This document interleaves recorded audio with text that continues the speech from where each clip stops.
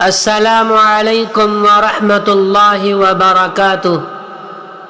محترم سامعین کرام، اس بات میں کوئی دو رائے نہیں کہ ہندوستان کی جنگ آزادی میں تمام مذاہب والوں نے حصہ لیا اور تمام کی قربانیاں بھی ناقابل فراموش ہیں، لیکن جنگ آزادی میں مسلمانوں کا جتنا خون بہا اتنا کسی اور قوم کا پسینہ بھی نہیں بہا ہے۔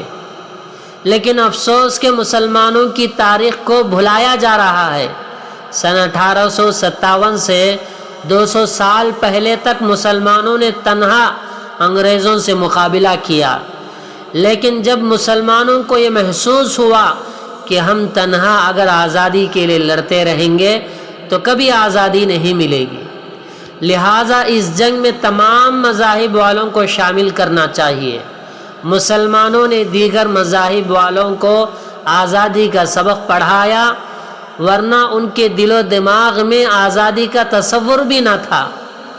آج جو لوگ ہم سے اس ملک سے وفاداری کا ثبوت مانگ رہے ہیں، ان سے پوچھو کہ ان کے آباء و اجداد نے اس ملک کے لیے کیا قربانیاں دی تھیں۔ ایک انگریز جرنیل اپنی کتاب میں لکھتا ہے کہ دہلی کے لال قلعے سے لے کر پاکستان کی شاہجہاں مسجد تک کوئی درخت خالی نہ تھا جس پر کسی مسلمان کو پھانسی پر نہ لٹکایا گیا ہو۔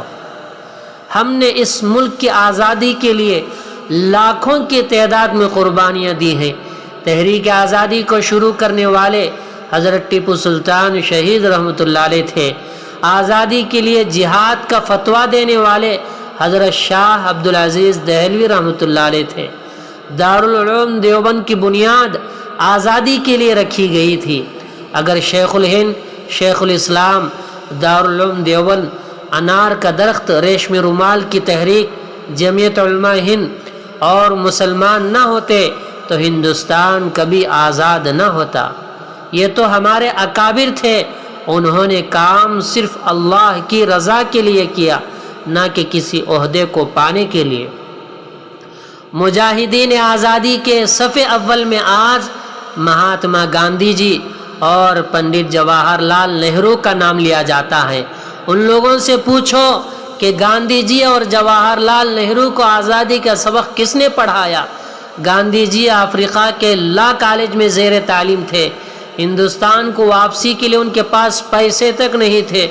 شیخ الاسلام حضرت مدنی رحمۃ اللہ علیہ نے چندہ کر کے ان کا ٹکٹ بنایا، اور ایک تقریب میں حضرت مولانا عبدالباری فرنگی محلی رحمۃ اللہ علیہ نے ان کو مہاتما کا لقب دیا، اور جواہر لال نہرو کو ٹوپی بھی ہمارے اکابر نے دی۔ اس ملک کی آزادی کے لیے ہم نے اپنے جان و مال کو قربان کر دیا، کیونکہ ملک ہمارا تھا، ہمارا ہے اور ہمارا ہی رہے گا۔ جو لوگ ہمیں پاکستان جانے کا طعنہ دیتے ہیں وہ سن لیں، ہم نے پاکستان کی مخالفت کی تھی، جن کو جانا تھا وہ چلے گئے۔ ہم اس ملک میں پیدا ہوئے ہیں، یہیں پر زندگی گزار رہے ہیں، اور یہیں مریں گے اور یہیں دفنائے جائیں گے۔